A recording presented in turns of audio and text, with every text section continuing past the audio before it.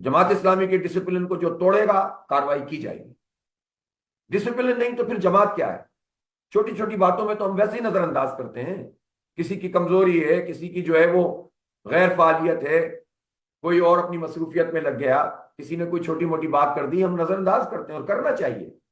लेकिन बराह रास्त जो जमात इस्लामी की वाज़े लाइन पॉलिसी दस्तूर के खिलाफ कोई चीज है, उस पर जो जाएगा उसके खिलाफ कार्रवाई होगी, और कोई उसकी हिमायत के लिए मेरे सामने ना आए। मैं आपको साफ बात करना, कोई भी हो, अमीर जमात भी ये करेगा तो उसको भी, उसके खिलाफ भी इंपीचमेंट होनी चाहिए। क़य्यम जमात करेगा वो भी, तो कोई बड़ा नहीं है, बड़ी जात अल्लाह की है और जमात का निजाम है जो हम लेकर चल रहे हैं।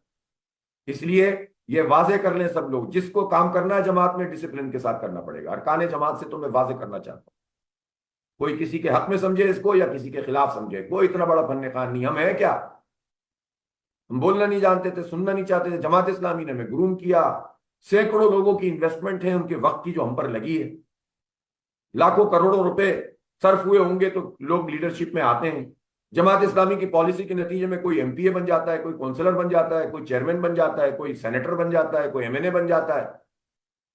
उसको तकरीर भी सिखाई जमात इस्लामी, उसको गुफ्तगू करना सिखाया जमात इस्लामी ने, और वो समझे कि जमात इस्लामी को मुझसे मशवरा करना चाहिए, जमात इस्लामी को मेरी बात माननी चाहिए, वरना मैं आजाद हूं। तो नहीं, कोई भी इस तरह से आजाद नहीं। उसको डिसिप्लिन का पाबंद होकर कारकुन के तौर, बल्कि जिसमें ज्यादा परेशानी है ना, तो उसको 1 साल तक अपने हल्के में काम करना चाहिए, तज़किया नफ्स होना चाहिए उसका। उसको पता होना चाहिए कि जमात इस्लामी की बुनियादी काम होता क्या है, कारकुन किस तरह ख्वार होकर काम करते हैं, किस तरह रगड़ा खाते हैं। हर वक्त लीडरी नहीं चलती है।